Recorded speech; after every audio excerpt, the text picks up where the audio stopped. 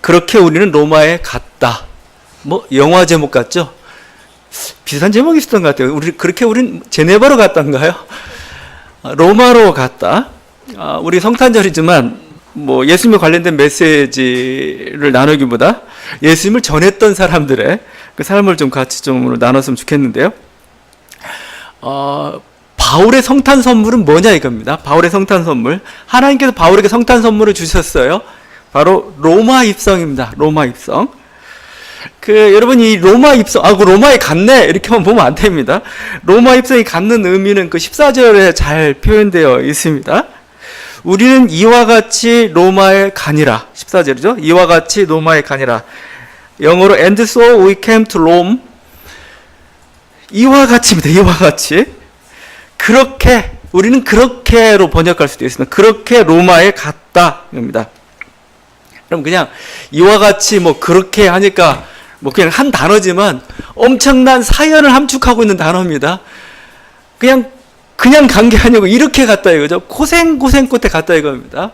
2년간의 지루한 재판이 있었죠. 바다항에 있었죠. 거기서 풍랑을 만나가지고 죽을 뻔했죠. 겨우 살아났는데 독사에 물려 죽을 뻔했습니다. 또 석 달 동안의 추운 겨울을 지냈죠. 또 이제 거기까지 올라가기까지 이렇게 아주 지친 발걸음 이끌고 왔습니다. 그때 로마를 봤을 때 감격. 로마다, 로마다. 어떤 뭐 회한과 뭔가 기쁨이 담겨져 있는 게 바로 그렇게입니다. 이와 같이란 단어에 들어가 있는 거죠. 얼마나 감격스러웠던지 두 번에 걸쳐서 반복하죠. 16절에도 또 한 번 우리가 로마에 들어가니 로마에 들어왔단 말을 두 번이나 반복하고 있어요.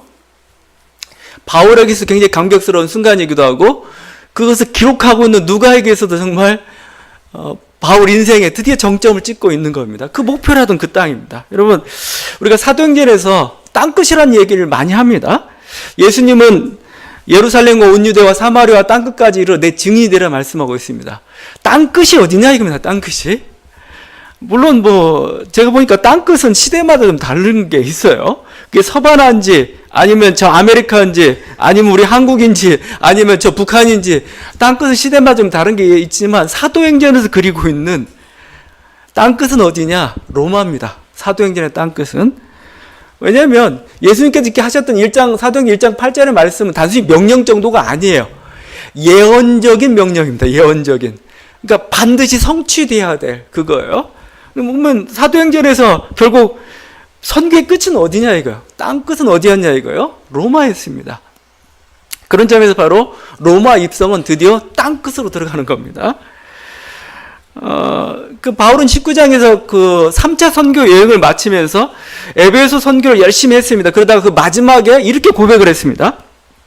19장 21절인데 바울이 마게도니아 아가야를 거쳐 예루살렘에 가기로 작정하여 이르되 내가 거기 갔다가 후에 로마도 보아야 하리라. 로마도 보아야 하리라. 그죠? 그러니까 바울에게 있어서는 지중해를 바라볼 때 지중해 건너편 로마가 항상 보였어요. 그러니까 자기 선교를 마치기 지금 이게 2년 전인지 3년 전인지 우리 정확히 알 수가 없는데 그때부터 로마로 가야 되겠다는 비전을 가지고 있고 바울의 선교를 전반전 후반전으로 나눈다면은 후반전은 로마를 가는 그런 여정이었던 거죠. 그런 면에서 중요합니다. 여기 내가 로마도 보아야 하리라 할 때 헬라어 조동사 데이를 사용하고 있어요. 데이. 이 데이가 조동사인데 그냥 조동사가 아니고 마땅히 당연히 이루어져야 될 마치 헬라 시대 신탁과 같은 겁니다. 신탁은 반드시 이루어져야 돼요. 로마로 가는 일은 반드시 이루어져야 된다 이거죠. 근데 바로 지금 그게 내 눈앞에 지금 펼쳐져 가고 있는 거죠. 바울과 바울 일행 앞에서 누가는 그것을 보도하고 있고 그래서 그 감격들이 이와 같이란 단어에 지금 들어가 있는 것이죠. 어떻게 보면 우리가 얘기했던 그 시편에 나와 있는 소원의 항구라는 게 있죠. 소원의 항구. 하나님께서 막 거센 풍랑 끄고 우리가 막 저걸 죽을 줄 알았는데 하나님께서 그 풍랑을 인하여서 우리를 소원의 항구로 인도하신다. 우리가 가고자 하는 그런 항구죠. 바로 로마였던 겁니다. 하나님께서 풍랑을 인하여서 이렇게 가게 하신 거죠. 바울 일행은 멜리데 섬에서 이렇게 상륙한 후, 그러니까 표류돼서 상륙한 거죠. 그래서 거기서 석 달 동안 겨울을 났습니다. 오늘 말씀에 나와 있죠. 겨울을 난 후 알렉산드리아를 타고 이제 로마를 향해서 가게 됩니다. 로마를 향해서 가게 되는데 거기 그 누가가 이렇게 좀 기록하고 있는 거예요. 그 배의 머리에 디오스구로라는 장식이 있었다. 디오스구로는 그 로마나 헬라 사이 쌍둥이 신입니다. 쌍둥이 신. 그래서 카스토로와 폴록스라는 그 쌍둥이 신인데 이 쌍둥이 신은 배의 신이고 말의 신이기도 하고 그래요. 그러니까 배와 말은 가장 중요한 교통수단입니다. 어떻게 보면은 우리의 어떤 생명과 관련되어 있는 그 신이죠. 그래서 이 알렉산드리아 호에다가 이렇게 그 쌍둥이 신의 얼굴이랄지 그것을 아마 장식해 놨던 것 같아요. 디오스구로 이렇게 장식해 놨습니다. 자, 그런데 누가가 굳이 언급하지 않아도 되는 걸 언급하고 있는 것 같아요. 알렉산드리아 타고 갔다 해야 되는데 배의 장식이 디오스구로라 이렇게 돼요. 디오스구로. 디오가 쌍둥이란 둘이란 뜻이죠. 수구로. 그 쌍둥이 신을 거기다 이렇게 새겨 놓았다는 것을 왜 얘기하고 있는 건가? 저는 이걸 통해 가지고 지금 누가는 바울의 승리를 얘기하고 싶은 거예요. 바울의 그 모진 고난 끝에 이제 뭐예요? 이제 배의 신이기도 하고 또 이런 바다의 신이기도 하고 우리 안전을 통행하는 그분이 그 신이 물론 그 신을 인정한다는 뜻은 아닙니다. 헬라 사람들이 가지고 있는 그 가치관과 세계관을 이용해 가지고 바울의 승리를 지금 얘기하고 있습니다. 그럴 뿐만 아니라 이 신은 어떤 신이기도 하냐면 디오스구로는 진실의 수호신이고 위증자에 대한 처벌의 신입니다. 그러니까 제 생각은 이런 것 같아요. 아마 그래서 맹세할 때 디오스구로 신의 이름으로 맹세하기도 합니다. 법정에서. 제가 이게 뭘까? 만약에 위증하게 되면은 배 타고 가다가 내가 빠져 죽든지 말 타고 가다가 떨어 죽든지 아마 그런 식으로 심판이 올 거라고 좀 생각을 했던 것 같아요. 그래서 이 사람은 어떤 진실의 신이기도 그렇습니다. 그래서 어떻게 보면 뱃머리에 그게 있다는 것은 마치 좀 이게 약간 이상하죠. 여호와의 깃발 같아요. 여호와의 깃발. 승리다 이겁니다. 승리. 바울은 승리했다 이거죠. 바울은 진실하다 이겁니다. 바울은 무죄하다라고 지금 이렇게 밝혀주고 있고 그걸 어떻게 보면 헬라적 언어로 지금 표현하고 있는 겁니다. 헬라인들이 가지고 있는 그 세계관을 이용해가지고 드디어 승리했다 이거죠. 드디어.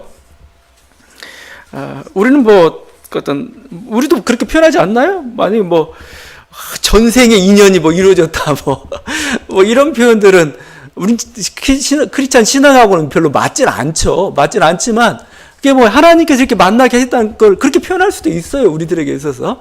마찬가지 표현이라고 생각합니다. 이런 인식을 우리가 알 수 있는 게 우리 멜리데 섬에서 토인들이 했던 말이 있어요. 이게 바울이 그 섬에서 이렇게 독사에 물렸습니다. 독사에 물려서 죽을 줄 알았는데 살아난 그 장면이 있었죠. 그때 28장 4절에 보게 되면 토인들이 이렇게 합니다. 바다에서는 구조를 받았으나 공의가 그를 살지 못하게 하미로다.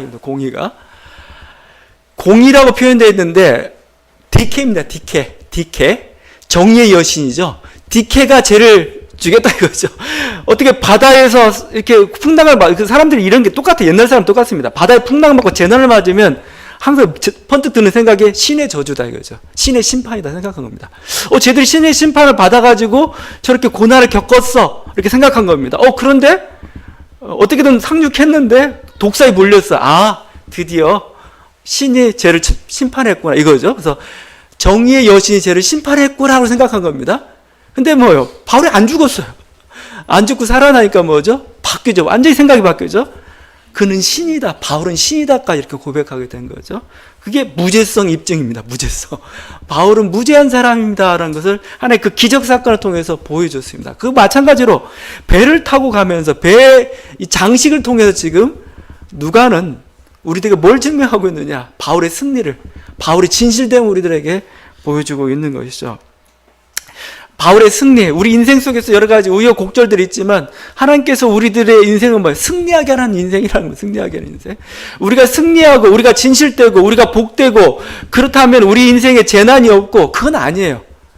하나님께서 우리들에게 복 주시는 방법이랄지 우리들로 하여금 승리하게 하는 방식이 재난이 없고 무난한 승리 그런 건 없는 것 같아요. 그런 거 없어요. 어떤 재난과 어려움과 고난이 있지만 그걸 딛고 인생에서 하나님의 뜻을 이뤄내고 인생에서 성공을 이뤄내는 것, 결과적으로 성공을 이뤄내는 것, 하나님이 바로 그렇게 우리 인생을 이끌어 가세요. 요셉도 마찬가지죠. 요셉의 승리라는 게 바로의 어떻게 보면 그 총리가 되었다는 그거 한 가지만 바라보면 안 되죠. 그 자리에 오르기까지 여러 가지 우여곡절들이 있었어요. 형제들이 자기를 팔았어요.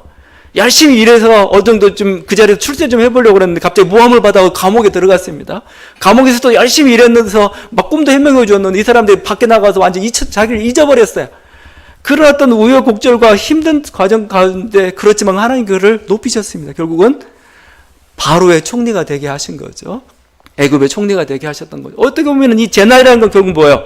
제날을 통해서 결국은 요셉은 더욱더 애굽의 핵심부로 더 접근해 갔던 것이죠. 신앙인들이 바라보는 관점이라는 게 이런 겁니다. 풍랑을 맞아서 힘들었다고 생각했는 하나님은 뭐예요? 풍랑을 연하여서 뭐예요? 더 빨리 우리로 하여금 로마로 가게 하셨던 것이죠. 바울의 승리를 지금 축하하고 있고 바울의 승리를 지금 감사하고 있는 게 바로 기뻐하고 있는 게 바로 오늘 말씀입니다. 그래서 그런지 지금 오늘 읽은 말씀 속에서 로마행이 빨리 일어나기 시작합니다. 아주 순탄하게 진행이 됩니다. 28절 13절에 하루를 지낸 후 남풍이 일어남으로 이튿날 보디올에 이르러 이 레기온에서 보디올까지가 한 350km입니다. 근데 하루 만에 가버렸어요. 배 타고 하루 만에. 그러니까 엄청 빠른 순풍이죠, 순풍. 우리 인생을 살다 보면은 순풍이 불 때가 있어요. 항상 역풍만 부는 거 아니고 언젠가는 순풍이 불게 되어 있습니다. 그 고난과 그 고비들을 넘기고 난 순간에 정말 일들이 일사천리로 수월하게 진행되어 가는 그 순간들이 있습니다. 마치 그것을 보여주고 있는 것 같아요. 그래서 뿐만 아니라 이제 바울을 환영하는 인파로 그냥 곳곳에 이렇게 가득합니다. 보디올에 이르니까 보디올은 이제 중요한 그 이탈리아 그 항구죠. 여기서부터 이제 로마로 올라가는 겁니다. 로마로 올라가는데 믿음의 형제들을 환영을 하죠. 14절입니다. 형제들을 만나 그들의 청함을 받아 이레를 함께 일주일을 같이 머물렀다. 일주일 동안 편안한 휴식이 주어지고 있죠. 이제 그 위쪽을 가게 되면은 아비오 가도라고 있습니다. 지금도 그게 2000년 거의 3000년 돼가는 그런 어떤 그 도로인데도 불구하고 지금도 유적이 남아 있어요. 뭐 지금도 사람들 보면 조깅도 하고 그렇습니다. 거기서 아주 그 도로가 아직도 엄청 잘 맞는 거죠. 아비오 가다라고 우리나라 식으로 경부고속도로에 해당하는 그 도로가 있는데 그 도로를 타고 올라갑니다. 도로 타고 올라가다가 중요한 하나의 교통 요지 같은 데가 있습니다. 거기 오늘 나와 있는 게 아피온 광장과 트레스 마을. 옛날 성경에서는 삼관이라고 표현되어 있는 것입니다. 트레스 마을, 아피온 광장은 65km 떨어졌어요. 로마로부터. 그 다음에 트레스 마을은 50km 떨어졌습니다. 근데 뭐예요? 형제들이 여기까지 와서 영접하러 나온 겁니다. 마중 나옵니다. 여러분이 어디 갔다 오면 여러분 공항까지 마중 나오는 가족이 있어요? 그 대단한 아직도 그 괜찮은 겁니다. 사랑이 있고 좀 권세가 있는 겁니다. 근데 뭐 그냥 왔어? 그냥 집 와서 그냥 집에 뭐 문 현관문도 안 나올 정도는 뭐 그런데 지금 뭐 65km예요. 이거 간단한 게 아닙니다. 거기까지 가서 환영하러 이렇게 나갔습니다. 마치 지금 바울은 개선장군 같아요. 개선장군. 완전 개선장군처럼 이렇게 막 하는 거죠. 여러분 여기 영접하러 나온다 이 표현 좀 봐야 됩니다. 맞으러 나왔다 이거죠. 아판테시스입니다. 아판테시스. 이 아판테시스라는 어떻게 보면 공식적인 어떤 환영 영접이라는 뜻을 가지고 있어요. 그래서 위더링턴이라는 그 사람은 그 이 구절을 주석하면 이렇게 얘기했습니다. 바울은 여기서 약간은 고위인사처럼 묘사된다. 그의 현현은 그의 나타남은 중요한 사건으로 보이는데 영접위원회가 바울을 도시 밖에서 만나 그와 함께 그 도시로 돌아온다. 이 아판테시스 환영이라는 거 여러분 잘 기억해야 되는 게 왜냐하면 황제가 와요. 위대한 사람이 이렇게 여기서 방문하게 됩니다. 그러면 여러분 성에 딱 있다가 황제님 어서 오십시오. 여기입니다. 이러면 죽어요. 안 돼요. 앞으로 달려나가야 돼요. 어디까지? 그 멀리까지 가야 돼요. 그게 자기의 황제에 대한 충성을 보여주는 겁니다. 뭐 100km 가가지고 황제와 함께 들어오는 겁니다. 그 도시로. 도시에서 그냥 성문에서 손 들고 이런 식으로 환영하는 거 아니에요. 진짜. 그래서 이때 사용하는 용어가 아판테시스입니다. 그러니까 지금 이 사람들 맞으러 오는데 이게 단순한 게 아니고 좀 바울을 얼마만큼 환영하고 바울이 얼마만큼 그들로부터 영광스러운 장면인가를 좀 보라는 겁니다. 그래서 얼마나 이렇게 환영하고 있죠. 이 아판테시스가 여러분 좀 기억해야 될 게 있는데 우리가 그 예수님 재림할 때 아판테시스가 일어납니다. 아판테시스 영접이라는 표현을 쓰고 있죠. 이거죠. 우리가 데살로니가 전서 4장 17절 이 말씀입니다. 그 후에 우리 살아남은 자들 또 그들과 함께 구름 속으로 끌어올려 공중에서 주를 영접하게 하시리니, 이 말씀이 있습니다. 유명한 휴거죠, 휴거. 맨날 그 종말론 영화 보게 되면 갑자기 막 믿었던 사람들이 막 하늘로 막 끌어올려가고, 뭐 캡처라고 하나요? 뭐 휴거당하고 막 이런 장면들 막 나오고 막 그래요. 근데 그게 실제인지, 그건 하나의 그걸 통해 어떤 상징을 보여주는 거, 이건 좀 해석이 좀 필요합니다. 교리마다 좀 분분한 게 좀 있어요. 자, 그렇지만 중요한 것은 왜 이런 일이 일어나느냐 이겁니다. 왜 이런 일이?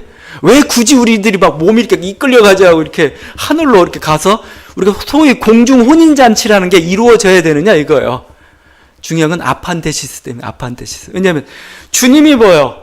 지금 오세요. 하나님 보좌 우편에 계신 주님이 지금 하늘에 지금 오고 계십니다. 이렇게 쫙 오고 계시는데 뭐예요? 땅에 있는 성도들이 주님 환영하러 가야 되죠. 환영하러. 그냥 못 있어요. 그냥 나 주님 환영하러 갑니다. 그게 휴거예요. 캡처예요. 그냥 주님 맞으러 가는 거죠. 쫙 가서 공중에서 뭐 주님을 맞고 있는 장면이죠. 그때 사용했던 단어가 바로 아판테시스라는 거죠. 영접하고 맞으러 가고 중요한 어떤 사절단들을 맡고 있는 행사. 이만큼 지금 바울은 굉장히 영광스러운 장면입니다. 로마 입성이라는 건 수많은 성도들이, 어떻게 보면 수많은 천사 무리들이 지금 바울을 환영하고 있나. 로마 드디어 네가 목표하는 곳에 왔다. 축하한다. 박수 치고 있는 그것이죠. 근데 여러분, 저는 이게 어떻게 보면 믿음의 눈이라고 봐요. 믿음의 눈. 왜 믿음의 눈이라고 하면은 이게 이 환영 인파들이 로마에 바울이 싹 들어가자마자 싹 사라져 버렸어요. 16절 이후 한번 읽어보세요. 갑자기 왜 생뚱맞게 막 복음에 아주 그냥 황무지에 가서 다 마치 복음을 전하는 거 다시 시작해야 돼요. 그렇게 환영했던 무리들은 다 어디 가고 바울은 처음부터 다시 시작하는 것처럼 로마에서 그 일을 시작하고 있습니다. 그리고 지금 바울은 죄수의 몸이에요. 지금 쇠사슬을 묶여서 이렇게 끌려가고 있습니다. 바울이 입성하는 그 순간 누가 환영이겠어요? 환영도 별로 안 했을 것 같기도 하고요. 이렇게 지금 로마가 쇠사슬을 끌고 이렇게 로마 입성하던 그게 정말 세계사를 바꾸는 위대한 한순간이었다고 누가 상상했겠어요? 아무도 보지 못했죠. 그러나 본 사람이 있었어요. 하나님이었고, 누가였어요, 누가. 바울이 입성하던 이 순간은 충분히 영광받는 순간. 왜? 로마를 바꾼 순간이고 뭐죠? 유럽을 바꾼 순간이에요. 어떻게 보면 굉장한 위대한 순간인데, 진짜 역사 현실은 정말 초라했을지도 몰라요. 아무도 모르고, 그냥 외롭게 그냥 끌려가다시피 갔을지도 모릅니다. 근데 누가의 눈은 그렇게 보고 있지 않아요. 한 사람의 그 모습 속에서 하나의 위대한 역사의 변환점을 좀 보고 있는 겁니다. 충분히 영광받아요. 그래서 이게 믿음의 눈이라고 자꾸 얘기할 수도 있어요. 이건 정말 사람이 아니고 천사일 수도 있어요. 천사들이 와서 바울을 환영했을 수도 있습니다. 사람들이었겠죠. 사람들이었겠지만, 그게 우리들의 인생 속에서 이 믿음의 눈이 좀 필요합니다, 여러분. 믿음의 눈이라요. 왜냐면, 사실 어떤 미래를 위해서 싸우는 사람들, 뭔가 미래의 세계를 바라보면서 하나님 뜻에 순종하는 사람들은 현실이 그렇게 녹록하진 않아요. 지금 어떻게 보면 우리 이 현장 속에도 굉장히 위대한 역사가 일어날지도 모릅니다, 지금. 그런데 그건 미래 가봐야 알아요. 여기 있는 우리 순간들은 정말 우습게, 여러분도 중고등학교 때 옆에 있던 친구 우습게 보이잖아요. 근데 그가 갑자기 위대한 사람이 돼서 나타났을 때는, 그건 좀 새로운 거죠, 정말. 모르잖아요. 바로 그 순간이 지금 우리가 맞고 있는지도 몰라요. 지금 옆에서 지금 무슨 위대한 역사가 일어나고, 그럼 미래가 알 수 있는 그런 것이죠. 자, 그렇지만 우리들에게 필요한 게 이런 것 같아요. 믿음의 눈이라는 게 뭡니까? 지금 나를 통하여서, 나의 인생을 통하여서, 나의 걸어간 한 걸음을 통해서, 지금 작은 성공 같지만 이 작은 성공을 통해서 하나님의 위대한 일이 이루어지고 있다는 겁니다. 그걸 바라보는 거예요, 그걸. 그게 저는 믿음의 눈이라고 저는 생각을 하는 겁니다. 실제 그렇게 있고, 바울도 그렇고, 누가도 그렇고, 실제 주님도 그렇고, 바울의 입성을 이렇게 환영하고 있어요. 너 잘했다. 너 승리했다. 이거 승리했다. 그죠? 실제 바울은 승리했어요. 지금 가보세요. 로마에 가게 되면 바울 대성당이라고 바실카 양식으로 지어진 아주 엄청난 성당이 있습니다. 바티칸 베드로 대성당 앞에는 동상 두 개가 서 있습니다. 우람하게. 하나는 베드로 상이고 하나는 바울이죠. 칼을 들고 있는, 성경과 칼을 들고 있는 마치 복음의 투사로서의 모습으로 나타나고 있는 바울입니다. 여러분 결국 그는 승리했어요. 성공했어요. 여러분 인생도 좀 그런 미래의 눈을 좀 가지라는 겁니다. 여러분 미래의 눈. 지금 여러분 아브라함 보세요. 아브라함 창세기 1장부터 쭉 12장부터 쭉 끝까지 읽어보면 아브라함 평생 한 일이 도대체 뭐냐 이거예요. 없어요. 이삭 하나 얻은 거 하고 그다음에 뭐요? 애 낳은 건 여러분 애 둘은 낳고 뭐 더 많이 낳는 사람도 있잖아요. 아브라함은 성공한 겁니다. 그다음에 그 막벨라 굴이라는 이렇게 무덤 하나 그냥 이렇게 구입한 그것밖에 없어요. 근데 아브라함에 대해서 뭐라고 합니까? 장차 나타날 영광을 바라보면서 기뻐하였다 표현하고 있죠. 그게 저는 믿음의 눈이라고 생각합니다. 큰 민족을 이스라엘 그 민족을 바라봤던 거죠. 모세도 가나안 땅을 들어가지 못했어요. 가나안 땅의 영광을 보지 못했습니다. 그러나 뭐요? 믿음으로 기뻐했다 이거죠. 환영했다 이거죠. 여러분 우리 인생에 대해서 그래서 여러분이 우리가 연말 하면서 금년 한 해가 지나가잖아요. 여러분 인생에도 좀 축하하세요. 축하해요. 잘 살았다 이거. 잘 살았다. 내 인생 열심히 살았다 이거죠. 지금 결과도 없는데 오히려 결과 안 좋은 결과가 나타나 있는데 낙심하지 마세요. 이게 뭐요? 하나의 과정이고 이 과정을 통해서 하나님께 더 아름답게 여러분 인생을 빚어갈 것이고 더욱더 승리로 더욱더 성공으로 여러분을 이끌어 갈 것입니다. 여러분 그때 가서 기뻐해도 되겠지만 미리 기뻐하는 거죠. 그게 바로 믿음의 눈이라고 저는 생각합니다. 지금 지금 일어난 그 일을 한번 기뻐하는 거. 지금 바울에게 일어나고 있는 게 바로 그거고 그 환영을 지금 하고 있습니다. 여러분 자신도 충분히 존중받고 영광을 받는 그런 인생들입니다. 이런 은혜들을 지금 우리가 볼 수가 있는 거죠. 바울은 그래서 이렇게 로마 입성하면서 이렇게 놀라운 어떤 환영과 환대를 받고 있습니다. 근데 더 놀라운 것은 바울 혼자 가지 않는다는 겁니다. 바울과 함께하는 사람들이 있습니다. 바울과 함께하는 사람들. 이게 우리 좀 눈여겨봐야 되는데 여기 제가 계속 하는 중요하게 얘기하는 것 중에 하나가 여기 주어는 우리예요. 우리. 그것도 아니고 바울도 아니에요. 주어는 우리입니다. 우리가입니다. 우리가. 거기에 영어로 보게 되면 좀 잘 나와 있고 헬라 원문 보게 되면 더 잘 나와 있는데 주어가 우리가 여기서 계속 반복되고 있어요. 다른 어떤 것보다 우리라는 말이 많이 나오고 있습니다. 11절 우리는 항해했다. 12절 우리는 머물렀다. 13절 우리는 도착했다. 우리는 갔다. 또 14절 우리는 초청받았다. 우리는 로마에 갔다. 15절 우리에 관한 소식. 16절 우리는 로마로 들어갔다. 계속 우리예요. 우리. 복수 우리입니다. 복수. 바울은 혼자 가지 않아요. 바울은 항상 함께하고 있어요. 공동체입니다. 공동체.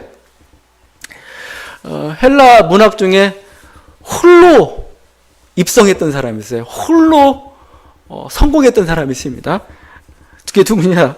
오디세우스입니다. 오디세우스. 오디세우스도 비슷한 구조를 가지고 있죠. 방랑하고 막 이러고 해서 고향 이타카로 돌아가게 되는데 혼자 돌아가요. 그래서 그 첫 장면입니다. 첫 장면 이렇게 얘기합니다. 바다에선 자신의 목숨을 구하고 전우들을 귀향시키려다가 마음속으로 많은 고통을 당했습니다. 그토록 애썼건만 그는 전우들을 구하지 못했으니 그들은 자신들의 못된 짓으로 말미암아 파멸하고 말았던 거예요. 신의 저주로 다 죽고 오디세우스 혼자만 고향으로 돌아옵니다. 그게 승리냐 이거예요. 그게 승리냐? 바울은 그렇지 않습니다. 바울은 항해 난파된 276명의 사람들을 같이 구원했고 살았죠. 지금도 그러죠. 우리라는 공동체가 지금 함께하고 있죠. 우리. 여러분 교회는 공동체입니다. 하나님 나라 혼자 못 가요. 하나님 나라도 공동체의 나라입니다. 하나님 나라 사랑이라는 게 사랑은 혼자 못하는 거잖아요. 공동체의 나라입니다. 여러분이 함께 한다는 것, 우리들이 함께 있다는 것, 여기서 여러분이 좀 은혜를 좀 받을 수 있으면 좋겠어요. 여러분이 좀 거기서 위로가 좀 됐으면 좋겠습니다. 한 가족이라 하는 공동체로 있다는 것, 한 우리가 어떤 이런 교회 공동체, 또 하나의 민족 공동체로 있다는 것 자체, 이게 우리가 힘이 되고 위로가 돼야 됩니다. 저는 우리 사회도 좀 필요한 게 이것 같아요. 가장 우리 사회 의식 속에 지금 여러 가지 어떤 어느 때는 민주, 어느 때는 정의 이런 식으로 얘기했는데 우리 사회에 지금 필요한 게 뭘까? 가장 저는 필요한 것 중에 공동체 의식이라고 해요. 공동체 의식. 우린 하나다. 이 공동체 의식. 하나다라는 것 속에서 통일이라는 얘기도 할 수 있는 거고, 하나다라는 그것 속에서 비정규적 얘기를 할 수 있는 거고, 우리는 하나고 가족이란 그 속에서 우리는 불평등의 문제들 해소하고자 하는 노력들, 또 안전사회를 위한 거, 생명을 어떤 생명의 사회를 위해 나가는 우리의 노력들, 거기에 다 담겨져 있는 하나의 공동체. 근데 우리가 공동체가 지금 안 생기고 있죠. 우리는 가족까지는 가능해요. 가족까지는 가능한데, 또 가족이 조금 더 가지고 약간 자기 편, 여기까지 조금 갔는데, 이게 우리 민족까지 가야 됩니다. 이게 배 타진 그런 민족이 그런 어떤 민족성이 아니고, 우리가 함께다는 거죠. 그래서, 요즘 나온 하여튼 젊은 청년 세대나 또 이렇게 우리 세대를 바라보면서 하는 말이 항상 사자성어가 각자 도생이죠. 각자 도생. 각자 살아남아야 돼. 각자 살아남아야 돼. 얼마나 힘들고 이렇게 각박한 세상이 됐냐 이거예요. 이게. 근데 함께 가자 이거죠. 함께 가자 이거죠. 함께 뚫고 가고 함께 극복하고 함께 나누자 이거죠. 공동의 의식들을 우리가 회복한다면 우리 민족의 복이 될 겁니다. 근데 그걸 못한다면은 우리는 어떻게 보면 계속 이런 지옥과 같은 삶을 살아갈지도 모르겠어요. 지금 이 메시지를 통해서 지금 누가는 지금 로마 입성하고 있지만 바울 한 사람만 주목하고 있는 게 아니에요. 우리 함께 가자. 우리 함께 가자. 이 우리 속에는 바로 지금 말씀을 읽고 있는 우리도 지금 포함되어 있습니다, 여러분. 지금 내가 우리라고 하는 순간에 뭐죠? 우리는 로마에 갔다 이렇게 말하는 순간 거기에는 나도 들어가 있는 겁니다. 나도 그 한 사람으로서 들어가 있는 거죠. 배로부터 구원받은 276명 중에 나도 한 사람이었듯이 똑같이 우리도 마찬가지입니다. 우리 요즘 성경 통독을 하고 성경 통독하다 보면은 이제 신명기서에 들어가고 있습니다. 신명기서에서 여러 가지 단어들 중에서 여러분이 조금 눈여겨봐야 될 단어가 있는데 오늘이라는 단어입니다. 오늘. 신명기서는 모세가 모압 광야에서 하루 동안 한 설교예요. 그래서 오늘이라는 단어가 많이 들어갈 수 있겠지만 단지 그런 이유만은 아닙니다. 모세가 이런 얘기합니다. 우리 하나님 여호와께서 호렙산에서 우리와 언약을 세우셨나니 이 언약은 여호와께서 우리 조상들과 세우신 것이 아니요 오늘 여기 살아있는 우리 곧 우리와 세우신 것이라. 지금 이 언약은 지금 40년 후에 가나안 땅에 들어가기 전에 새로운 세대와 세우신 것이다라고 얘기하고 있죠. 보세요. 시내산에서는 분명히 40년 전에 있었던 일입니다. 그때 여호와 하나님과 언약을 세웠는데 40년 후에 그 후손들을 향해서 하는 말이 니네와 세운 거라고 얘기하고 있어요. 그게 40년 후만 되겠습니까?